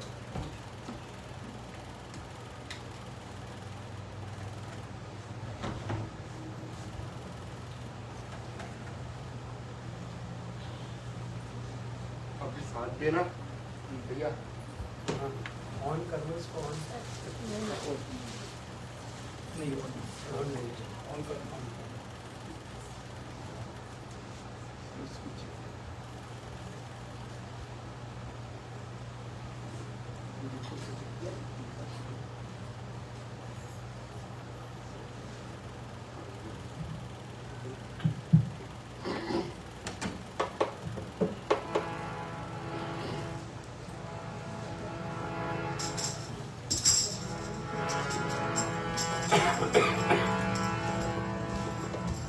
हेलो हेलो, भारत भज गोविंदम बाल मुकुंदम, भज गोविंदम। सभी बोलिए।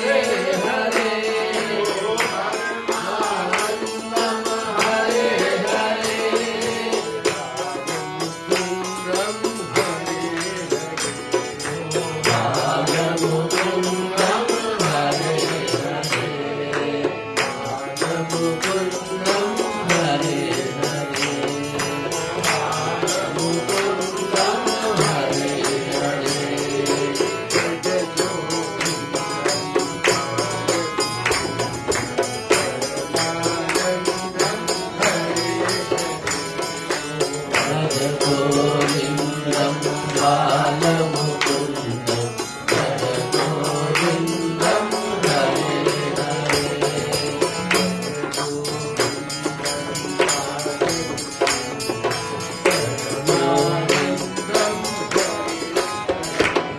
भज गोविन्दं बालमुकुन्दं परमानन्दं हरे हरे गोविन्दं बालमुकुन्दं भज गोविन्दं हरे हरे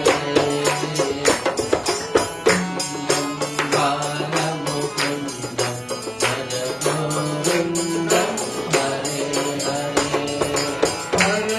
परमानन्दं हरे हरे परमानन्दं हरे हरे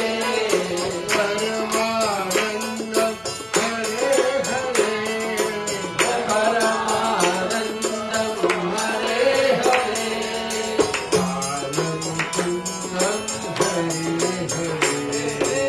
बालमुकुन्दं हरे हरे बालमुकुन्दं हरे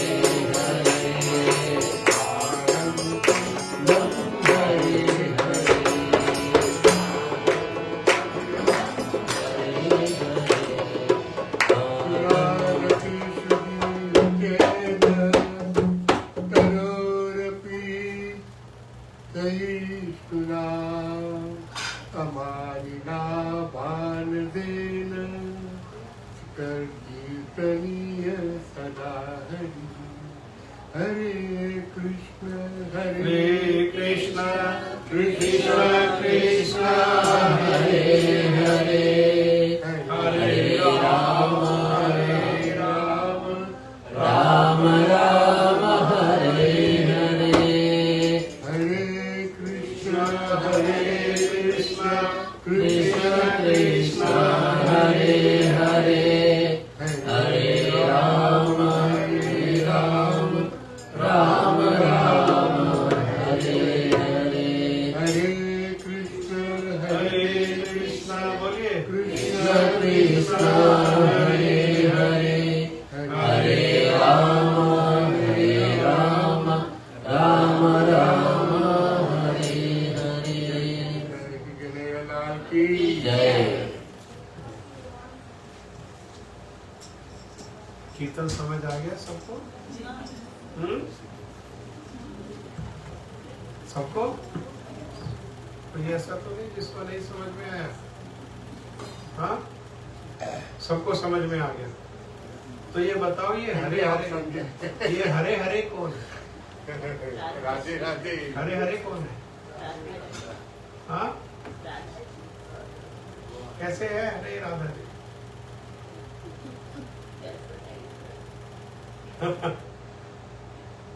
हरे भगवान की आह्लादनी शक्ति को ही हरा कहते हैं, और जब उच्चारण में वही हरा जो है वो हरे हो। हाँ, ये श्रीमती राधा रानी, जहाँ कृष्ण गोविंद दामोदर आदि जो नाम है वहां पर कौन है? ये श्रीमती राधा रानी है। और जहाँ नारायण नरसिंह आदि नाम है वहां पर कौन है? वहीं पर ये लक्ष्मी है। ठीक है?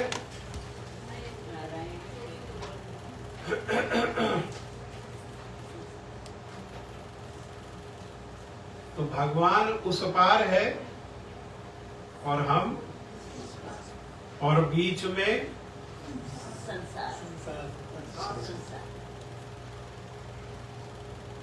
और कैसा है संसार? जहां पा वर्ग है। पा का अर्थ है परिश्रम, फा का अर्थ है फेन, हाँ, बा का अर्थ है बंधन, भा का अर्थ है भय, और मां का अर्थ है मृत्यु। इस संसार में क्या है? परिश्रम। कैसा परिश्रम है? इतना अथक परिश्रम है जैसे भैंसा बुग्गी चलाता है ना, जानते हैं भैंसा बुग्गी? सब समझते हैं? हाँ, गाड़ी को खींचता है ना भैंसा, और वजन होने पर आप भैंसा के पास जाओ, खींचेगा, ऐसा सांस की आवाज आती है, सुनिए। अमेरिका में जो रहते हैं वो नहीं सुनते। या भैंसा भूखी नहीं है तो सुनेंगे कहां से, है ना? उसके लिए भारत आना पड़े। कहते हैं वैरायटी अमेरिका में, अब भारत में भी कहा है जी। नहीं वैरायटी भारत में अभी भी है। और केवल ऐसा सांस नहीं लेता, वो खींचता है तो आप देखेंगे उसके मुंह के आसपास झाग आ जाता है, फेन कहते हैं इसको। हाँ? अर्थात शरीर अपनी क्षमता से ज्यादा परिश्रम करता है तो तब क्या आ जाता है मुख में? फेन। इस संसार में रहते हुए परिश्रम तो करना है, लेकिन कितना परिश्रम करना है? हाँ, कितना परिश्रम करने के लिए विवश है कि मुख से फेन आ जाता है, झाग आ जाता है। ऐसा है संसार। और किस लिए? किस लिए? किसी को पूछो, भाई सुबह घर से निकल जाते हो, सारे दिन भाग दौड़ करते हो, रात को घर में आते हो, बच्चे तुमने ऐसे बड़े होते हुए नहीं देखा, बच्चों को ऐसे बड़े होते हुए देखा, क्योंकि घर से निकलते हैं तो सोते हुए होते हैं और घर में आते हैं तो बच्चे कैसे बढ़ रहे हैं? ऐसे थोड़ी बढ़ रहे हैं। उनके लिए बच्चे कैसे बढ़ रहे हैं? ऐसे बढ़ रहे हैं। किस लिए कर रहे? 2 रोटी के लिए, दाल रोटी। 2 रोटी कितनी खानी है? और परिश्रम कितना है? क्यों कर रहे हो? इसका उत्तर आप पूछिए, है ना? मेरे बोलने से शास्त्र का ऐसा नहीं बोलता है कि किसको अच्छा लगेगा, किसको अच्छा नहीं लगेगा। शास्त्र चाटुकार नहीं है, और शास्त्र का वक्ता भी चाटुकार नहीं है। जो स्वादु है, जिसकी कहीं और दृष्टि है, वो चाटुकार होगा। जो साधु है उसको चाटुकार होने की क्या जरूरत है? उसकी चाटुकारिता जितनी है वो सब भगवान की चाटुकार। भगवान बोलेंगे हाथी को देखो, अर्जुन घोड़ा है। हाँ प्रभु, बड़ा तेज दौड़ने वाला घोड़ा लगता है। कौन है सामने? हाथी। और भगवान बोल रहे, क्या बोल रहे? तो अर्जुन क्या कह रहे हैं? घोड़ा। और दूसरे समय घोड़ा को देखा, अर्जुन देखो, हाथी देखो कितना विशालकाय हाथी है। कह रहे प्रभु इसका वजन देखो कितना होगा। हाँ, इसको क्या कहते हैं? चाटुकारिता। भगवान ने कहा अर्जुन तुम मूर्ख हो, अरे मैं हाथी को घोड़ा कहता हूं तो तुम घोड़ा कहते हो, और मैं घोड़ा को हाथी कहता हूं तो तुम क्या कहते हो? उसको हाथी कहते हो। कहते कि प्रभु आप कहते हैं इसलिए मैं कहता हूं, क्योंकि आप कौन है? आप जो है, जो नहीं होने योग्य है उसको है कर सकते हैं, और जो होने वाला है उसको आप नहीं कर सकते हैं। हाँ, कर्तुम अकर्तुम परंतु कर्तुम। जो होने वाला है उसको नहीं कर सकते हैं, और जो नहीं होने वाला है उसको है कर सकते हैं। आपके लिए प्रभु कुछ भी असंभव नहीं है। आप अगर कह रहे हैं हाथी को देख करके ये घोड़ा है, तो देखने पर मुझे हाथी दिखाई दे रहा है, परंतु वह मेरी दृष्टि का दोष हो सकता है। आप जो घोड़ा कह रहे हैं वास्तव में क्या है? वो देखने में मेरे दृष्टि का दोष हो सकता है। तो चाटुकारिता कहाँ करेंगे? अरे चाटुकारिता करेंगे तो भगवान के चरणों में करेंगे। संसार के लोगों के चाटुकारिता करके क्या उपलब्धि होने वाली है? हाँ, इसलिए आप विचार करो, इतना जब 2 रोटी से भी 1 हो गई, है ना? 1 से भी स्वाहा है। एक समय क्या कर रहे हैं? फास्टिंग। फास्टिंग पर बोलेंगे परसों। फेन है। और तीसरा, संसार में आसक्ति होने के कारण बंधन है। बंधे हुए, दिखने में नहीं लगता बंधे हुए, लेकिन संसार में कैसा है? जकड़ करके बंधे हुए, जकड़े हुए हैं, बंधे हुए। आज ऑफिस जाने का मन नहीं, लेकिन मन से ऑफिस जाएंगे क्या? हाँ, क्यों जाना पड़ेगा भाई? क्यों जाना पड़ेगा? बंधे हुए हैं। संसार में बंधन है ना? एक बहन के लड़के की शादी है, दूसरी बहन की बड़ी इच्छा है, उसको इनविटेशन आया हुआ है कि वहां जाना है, और बहन की बड़ी इच्छा है वहां बाकी बहनें भी मिलेंगी, हाँ, माँ पिताजी भी मिलेंगे, संसार की बात होगी, घर परिवार की बात होगी, गप लगाएंगे, बड़ी इच्छा है, लेकिन इच्छा होने पर भी जा नहीं सकते। भाई क्यों नहीं जा सकते? किसने रोका है? हमारे बेटे का एग्जाम है उससे। बंधे हुए क्या खुले हुए? खुले होते तो पहुंच जाते ना। मन की इच्छा कैसी है? मन की इच्छा पहुंचने की है, लेकिन नहीं, पूर्ण इच्छा होने पर भी नहीं जा सकते। वाह मने बंधन, बंधे हुए, और बंधे हुए हैं, जिनसे बंधे हुए हैं उनके खोने का हर समय मन में भय रहता है। जो सुविधा से बंधे हुए हैं, सुविधा मिली हुई है, अरे ये छिन तो नहीं जाएगी? हाँ, ये शरीर है, शरीर से भोग हो रहा है, ये बूढ़ा देखा, हम ऐसे बूढ़े तो नहीं हो जाएंगे? भय लगता है। जहां आसक्ति है उसके छिनने का हर समय कैसा, 24 घंटे में से 24 घंटे भय लगता है? और किसी का भय हो ना हो, भा मने भय, और किसी का भय हो ना हो, लेकिन माँ का भा 24 घंटे 24/7, माँ मने मृत्यु। ऐसा है ये संसार। इस संसार में ये पा फा बा भा माँ का दोष है, दोषपूर्ण है ये संसार, दुखालम है ये संसार, अशाश्वतम है ये संसार। यहाँ पर कष्ट ही कष्ट है। दुखालय मतलब आलय मने घर। जैसे पुस्तकालय, पुस्तकें, जहाँ पुस्तकें ही पुस्तकें, उसको क्या बोलते हैं? पुस्तकालय। औषधालय, जहाँ औषधि औषधि है वहां उसको क्या बोलेंगे? औषधालय। और दुखालय, जहां सुखी होने के प्रयास में भी दुख मिलता है, प्रयास में भी दुख और परिणाम में भी दुख है, इसीलिए संसार को कहा दुखालयम। लेकिन वो संसार कैसा है जहां भगवान है? वो संसार है अपवर्ग, ना वहां परिश्रम है, ना वहां फेन है, ना वहां बंधन है, ना वहां भय है, ना मृत्यु है। किसी प्रकार का कोई दुख नहीं है, किसी प्रकार का कोई कष्ट नहीं है। यहाँ जीत है, लेकिन किसके प्राइस पर? हार के प्राइस पर। यस, जैसे आपने कहा कि वहाँ ना दुख है ना कुछ है, कुछ नहीं है, तो वो तो जगह बड़ी बोरिंग होगी। नहीं, ये नहीं कहा कुछ नहीं है। कुछ नहीं कहने का अर्थ है कि जो ये पावर्ग यहाँ पर है वैसा नहीं है।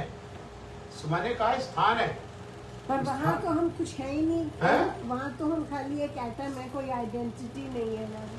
वहाँ हमारी वास्तविक आइडेंटिटी है, यहाँ हमारी चोरी की हुई आइडेंटिटी है। यहाँ हमारी आइडेंटिटी हमारे शरीर से, जिसको बदलता रहता है, जो परिवर्तनशील है। यहाँ हम अपनी आइडेंटिटी को भूल करके संसार की आइडेंटिटी को ओढ़ लेते हैं। मैं बच्चा हूं, मैं जवान हूं, मैं बूढ़ा हूं, I'm an old man, professor, lecturer, lawyer, engineer, I'm a boss, big boss, I'm a businessman, I'm a servant। ये हमारी आइडेंटिटी है। हाँ, एक दिन में 3 बार अपनी पहचान को बदलते हैं। बच्चे के स्कूल जाते हैं तो टीचर को बोलते हैं मैं उस बच्चे का पिता हूँ। ससुराल में जाते हैं तो कहते हैं मैं उस लड़की का हस्बैंड हूँ। संसार में जाते हैं तो कहते हैं मैं उस पिता का बेटा हूँ। अरे तुम्हारी आइडेंटिटी क्या है? तुम क्या हो? Who are you? Who are you? Who are you? इस बॉडी के परे वो क्या है? वो हमारा वास्तविक स्वरूप है। आत्मा मतलब हमारा वास्तविक स्वरूप है। और वास्तविक स्वरूप क्या है? जीवेर स्वरूप है नित्येर कृष्ण दास। हमारा स्वरूप क्या है? हम सदा सनातन नित्य रूप में कृष्ण के दास है। हम कृष्ण के दास नहीं, हम कृष्ण के दासों के दासों के दास है। आज बहुत सुंदर पंडित जी राजा कुलशेखर का जो है श्लोक सुना रहे थे। भृत्यस्य भृत्य परिचारक भृत्य भृत्य। मैं भृत्य माने दास। प्रभु मुझे आप स्मरण करना। कैसे स्मरण करना? मैं इस घर का स्वामी हूँ, मैं इंजीनियर हूँ, मैं चार्टर्ड अकाउंटेंट हूँ, ऐसा नहीं। सांसारिक उपाधि व्याधि है, व्याधि माने रोग। सांसारिक उपाधि के रूप में प्रभु मेरा स्मरण नहीं करना। मेरा स्मरण कैसे करना? मेरा स्मरण करना कि मैं आपके जो भृत्य है उनका भृत्य, उन भृत्यों का मैं भृत्य हूं। आपके जो दास है उनके दास का मैं दास हूं। दासो अस्मि, मैं कौन हूं? दासो अस्मि। ये हमारा स्वरूप, ये हमारा परिचय। ये वास्तविक परिचय कहां जाकर के पता लगता है? भगवान के धाम। वह भगवान की सेवा को छोड़ करके अन्य कोई दायित्व नहीं है।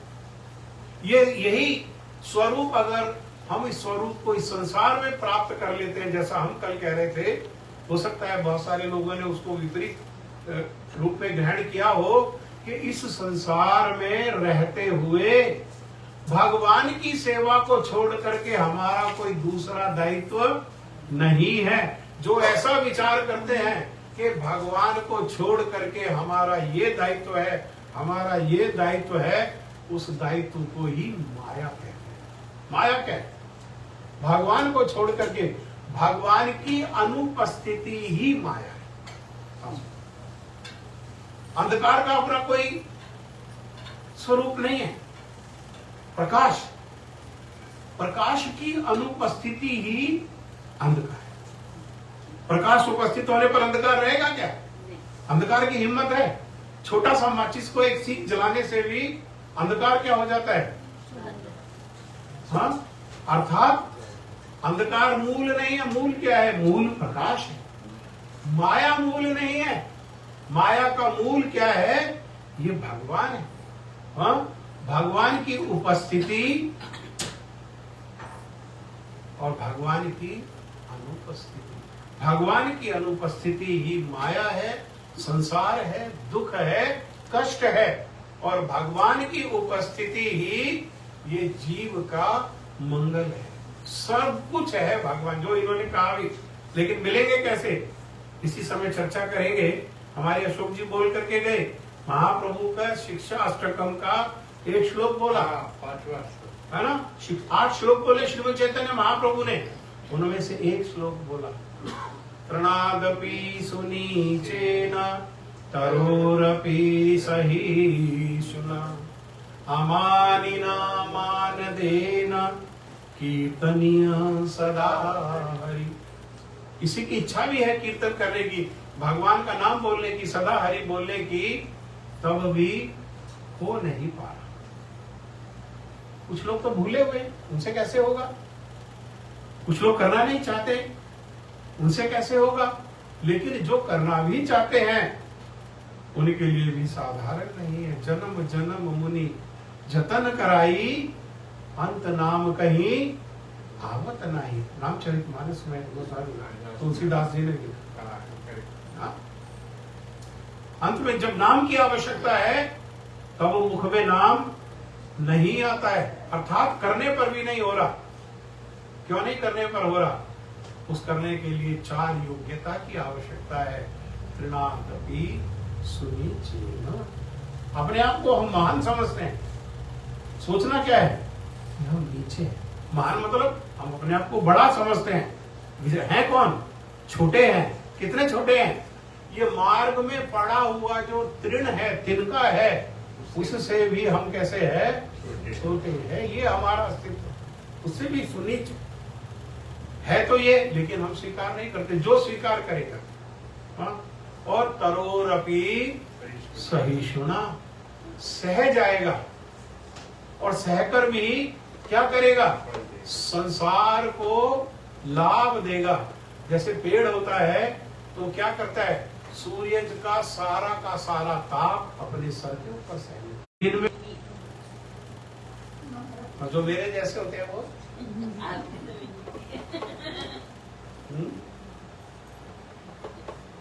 फल वाले वृक्ष जो है वो झुक जाते हैं। कितना झुक जाते हैं कि कोई पत्थर उठा करके पेड़ को क्या मार रहा है? पत्थर। और पेड़ क्या देता है उसके बदले में? अपना जो फल है, तरोरपि सहिष्णुना, सहना पड़ेगा। किसने नहीं सहा? हम नहीं सहेंगे, हम ऐसा नहीं सह सकते, हम अपमान नहीं सह सकते, हमारी बेइज्जती नहीं सह सकते, हम ये शब्द नहीं सह सकते। हाँ, बीवी और बच्चे पीट पीट करके ठीक कर देते। हाँ, ये ब्रह्मचारियों में और सन्यासियों में तो फिर भी विष रह जाता है। ग्रस्त तो बड़ा ग्रस्त जीवन होना मिलना भगवान की बड़ी कृपा है। कोई अहंकार नहीं छोड़ते, पीट पीट करके सारा विष निकाल देते। जितना अकड़ है सब निकाल देते, है ना, सब निकाल देते। अकड़ दिखाता है, नहीं मेरा घर है, मेरा घर मेरे तरीके से चलेगा, लेकिन बाद में क्या है, जैसे है वैसे ठीक। हमने तो अब स्वीकार कर लिया जी, जैसे चल रहा है वैसे ठीक चल। क्या हुआ? जब कहा मेरा घर है मेरे अनुसार चलेगा तो विष था। अब क्या हुआ? वो पिट करके वो विष निकल गया, है ना। और फिर एक एज आती है, जब उल्लू वाली एज आती है, तो फिर क्या करते हैं? चुपचाप बैठे रहते हैं, बल्लू के जैसे देखते हैं। कोई जा रहा है, कोई आ रहा है? क्या हुआ? क्या हुआ? तरोरपि सहिष्णुना, जान लिया कि संसार में रहना है तो सहना पड़ेगा। सबने सहा, प्रहलाद ने सहा है, पांडवों ने सहा है, किसने नहीं सहा? सहना पड़ेगा, है ना। तरोरपि सहिष्णुना अमानिना, अपने मान के लिए प्रयास नहीं करना। मंदिर में पंखा लगा दिया, भारत में कोई मंदिर में एक पंखा लगा देता है तो अपने सारे परिवार का नाम पंखे के ऊपर लिखा है। पिताजी का नाम एक पंखड़ी के ऊपर, माता जी का नाम, अपना नाम, पत्नी का नाम, बच्चों का नाम, वो पंखड़ी छोटी रह जाती है। इस बारी 3 पंखड़ी वाला लाए, अगली बारी 4 पंखड़ी वाला ले गया है। बच्चे का नाम रह गया, नाम रह गया। ये क्या है? क्या है? ये मान पाने की इच्छा है। ये पंखा जिसके नीचे तुम बैठे हो ना, वो किसका है? और कहने को क्या किया? दान दे दिया, है ना। जैसे कई माताएं कन्या दान कर देती हैं, लेकिन कन्या को पकड़ करके रखती है, उसके घर में इंटरफेयर। क्या खाया?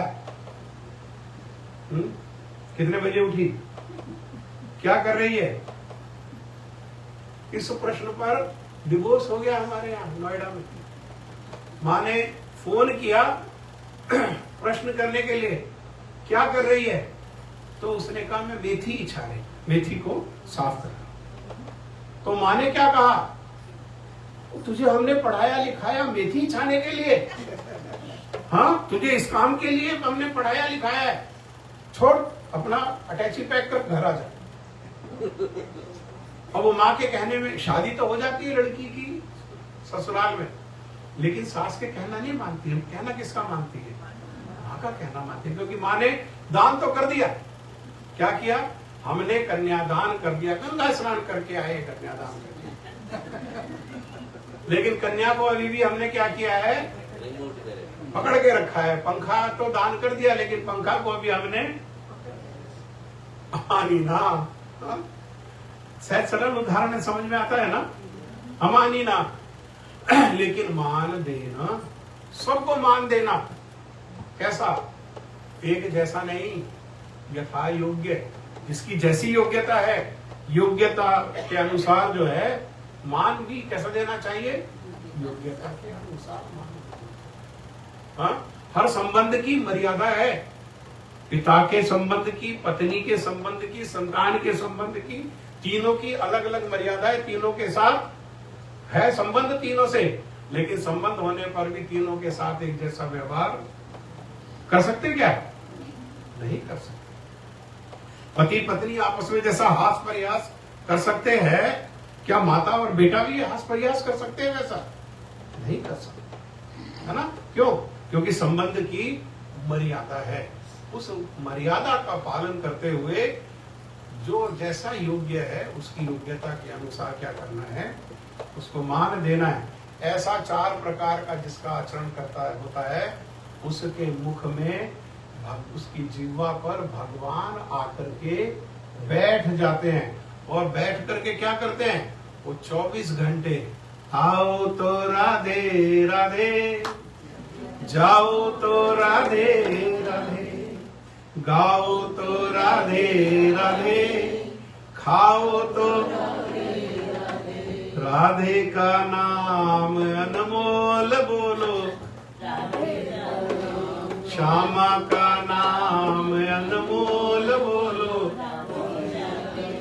24 घंटे काम करते। अरे काम कहाँ है? काम तो हाथ में है ना। जीवा तो खाली है या नहीं है? हाँ, हाथ में काम और मुख में हरे कृष्ण हरे कृष्ण कृष्ण कृष्ण हरे हरे, हरे राम राम राम हरे हरे। 7:15 बजे माइक मिला था, 8:15 बजे 1.5 घंटा हो जाएगा, 5 मिनट अभी बाकी। हाँ, घड़ी देखने से लाभ नहीं। सिर्फ 5 मिनट है। तो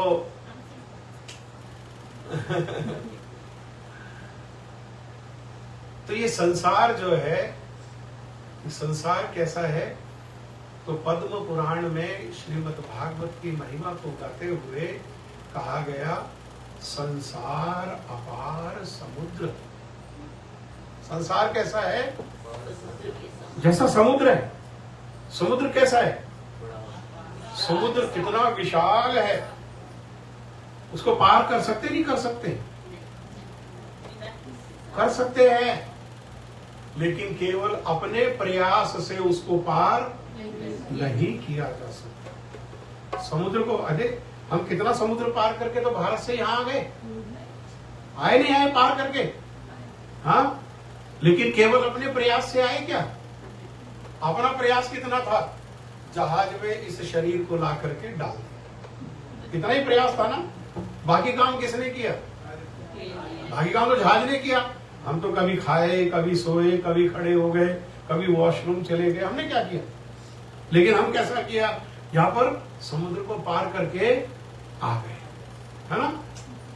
अर्थात यंत्र होने से समुद्र को पार किया जा सकता है, परंतु अपने प्रयास से यहाँ से तैरते हुए जाएंगे और भारत पहुंच जाएंगे, 7 समुद्र क्रॉस करके, 7 ओशियंस को क्रॉस करके पहुंच जाएंगे। अपार संसार समुद्र, रास्ते में कोई मछली तब डुबकी लगाई और नीचे से ऊपर ही नहीं आए, नीचे ही कोई भेंट हो गई। हाँ, संसार अपार। ऐसे ही संसार क्या है? अपार। अपार का अर्थ है कि पार नहीं किया जा सकता, ऐसा नहीं। अपने चेष्टा, अपनी योग्यता, अपने ज्ञान के बल पर, अपने बुद्धि के बल पर, अपने धन के बल पर, अपने शरीर के बल पर, अपने जन के बल पर, अपने रूप के बल पर ये संसार को कोई भी पार नहीं जा सकता। अपार संसार समुद्र, लेकिन आगे कहा सेतुम। लेकिन प्रभु आपने क्या किया? ये जो अपार संसार है उसके ऊपर आपने सेतु बना दिया। वो सेतु क्या है? तो तब कहा श्रीमद् भागवतम। ये श्रीमद् भागवत क्या है? ये जो हम यहाँ पावर्ग है, इस पावर्ग से अपवर्ग के बीच में जो ये संसार है, जो अपार है, उस संसार को पार करने का क्या एकमात्र उपाय है? एकमात्र उपाय है श्रीमद् भागवतम। श्रीमद् भागवतम को ही आश्रय करना। इसीलिए भागवत कैसा? भागवत धर्म नहीं कि कोई पंडित जी आएंगे तो 7 दिन, 4 दिन, 5 दिन, 3 दिन, 1 दिन सुनाएंगे तो भागवत। तब कहा भागवत में ही, श्रीमद् भागवत में ही भागवत की महिमा को कीर्तन करते हुए कहा नित्यम भागवत सेवया। भागवत की सेवा करो, पढ़ो नहीं। सेवा कैसे होती है? पढ़ना तो श्रद्धा से, नहीं श्रद्धा से, दोनों से पढ़ा जा सकता है, लेकिन सेवा का अर्थात श्रद्धा दे करके इसको सुनो। श्रद्धा के साथ करने को कहते हैं सेवा। श्रद्धा के साथ करने को क्या कहते हैं? सेवा। अपने लिए जो किया जाता है उसको कहते हैं व्यापार। अपने लिए जो गिवन टेक है वो क्या है? व्यापार। श्रद्धा रख करके जब किया जाता है तो होता है सेवा। जैसे जो फौजी है वो कितनी श्रद्धा देश के प्रति रखता है, शत्रु के और अपने देश के बीच में स्वयं को ला करके खड़ा कर देता है। सामने से क्या आ रही है? गोली, लेकिन गोली इस पार नहीं जानी चाहिए। इस पार क्या है? मेरा देश है और मैं बीच में खड़े हो जाऊंगा, लेकिन अपने देश में गोली को नहीं जाने दूंगा। ये क्या है? ये श्रद्धा है। किसके प्रति श्रद्धा है? देश के प्रति। इसीलिए इसको कहते हैं देश की सेवा। देश की सेवा करते हुए उसने क्या किया? अपने प्राणों को त्याग दिया। सेवा, श्रद्धा करके। वो नौकरी तो किया, लग रहा हमको क्या कि नौकरी किया, वो 10, 20, 50 हजार रुपए के लिए अपना प्राण देगा क्या?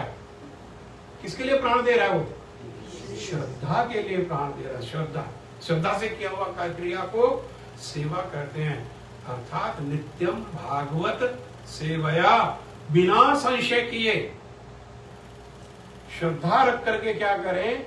भागवत को सेवा करें। क्योंकि भगवान श्री कृष्ण कहते हैं श्रद्धावान लभते ज्ञानम संशया बुद्धि प्रणश्यते। लाभ किसको होगा? जो श्रद्धा रख करके मेरे वचनों में, मेरी क्रिया में, मेरी लीला, जो श्रद्धा रखेगा उसको क्या होगा? उसको लाभ प्राप्त होगा। जो उसमें संशय करेगा, हाँ, जो संशय करेगा उसको क्या होगा? वो विनाश को प्राप्त होगा। विनाश कहने का अर्थ क्या है? विनाश कहने का अर्थ है पुनरपि जन्मम पुनरपि मरणम। बार बार जन्म, बार बार मरना और बार बार मैया के गर्भ में उल्टे होकर के लटकना। ये क्या है? ये दुख, ये विनाश को प्राप्त होगा। धर्म स्वनिष्ठिता पुंसाम विश्वकसेन कथा सूया ना उत्पादे यदि रतिम श्रम एव ही केवलम। ये श्लोक को हम लोग कल चर्चा करेंगे। This is homework. जो लोग जाकर के देख सकते हैं ये श्लोक को देखिए, है ना। होमवर्क भी होना चाहिए ना थोड़ा सा, हाँ। ये श्लोक को जाकर के देखिए। श्रीमद् भागवतम का प्रथम स्कंद का श्लोक है, दूसरे अध्याय में।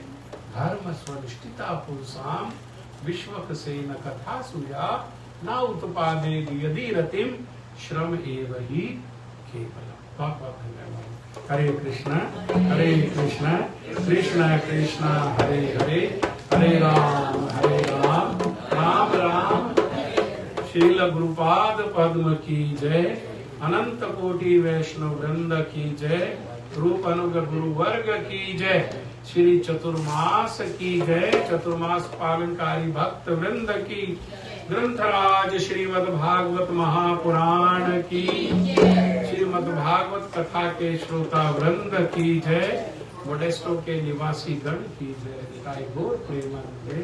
हरि हरि। राधे राधे। बहुत बहुत धन्यवाद स्वामी जी, इतने सुंदर शब्दों में आज आपने प्रवचन दिया। एक चीज जो मैंने रियली आज सीखी वो ये कि जब दुख आता है हम अक्सर कहते हैं ओ भगवान तुम मेरे से नाराज हो, इतना दुख दिया। तो आज ये बहुत अच्छी बात सीखी है कि दुख आएगा तो हम कहेंगे हमारे कर्मों का फल है, भगवान हमारी सहायता कीजिए। सुख में कि तुम्हारी ब्लेसिंग्स हैं। सो बहुत ही अच्छा जो हम अपने जीवन में ला सकते हैं। तो बहुत बहुत धन्यवाद। एक प्रार्थना थी आप सब लोगों से। हाँ, बोलिए बोलिए। कल से हम लोग एक माला का जप करेंगे। कल नाम अजामिल उपाख्यान को सुनेंगे और अजामिल उपाख्यान में भगवान के नाम की क्या महिमा है उसको हम सुनेंगे। और कल से बीच में जो कीर्तन है, कीर्तन नहीं करके एक माला का जप करेंगे। आप में से जिन लोगों के पास माला है आप माला लेकर के आ जाइए। जिनके पास माला नहीं है वो हाथ में काउंट करते हुए वो जप करेंगे। मुख मूल क्या है? मूल है मुख से भगवान का नाम बोलना। हमारी ऐसी प्रार्थना। ठीक है, तो हम लोग मे बी 10 मिनट पहले शुरू कर लेंगे प्रोग्राम। हाँ, 6:15 बजे शुरू कर लेंगे। 6:15 बजे शुरू कर लेंगे। हाँ, या गोविंदा हाँ, की गोविंदा ना जय- करो। गोविंदा नहीं होना चाहिए वो जरूरी।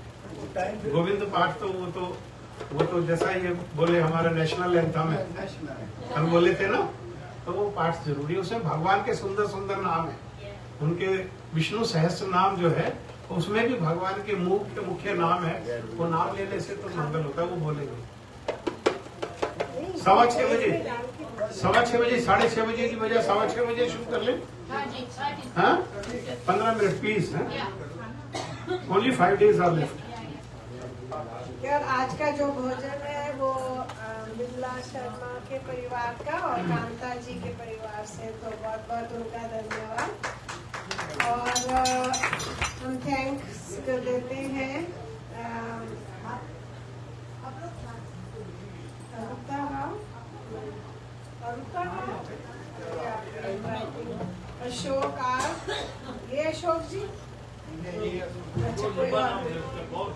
अच्छा कोई और अशोक जी हैं। $100 टू द मंदिर। बिमला शर्मा का परिवार $101 और अरुता के राव, आई थिंक ज्योति का परिवार। हाँ ज्योति, नहीं कोई और है? ये भी है, तो वो लोग पूजा करने आए थे ना। ओह अच्छा, उनकी तरफ से भी $101। सो बहुत बहुत धन्यवाद। तो कल याद रखिएगा, अगर माला है तो लेके आइएगा, हम लोग एक माला का जप करेंगे बीच में। कल कितने बजे आना है? 6:15।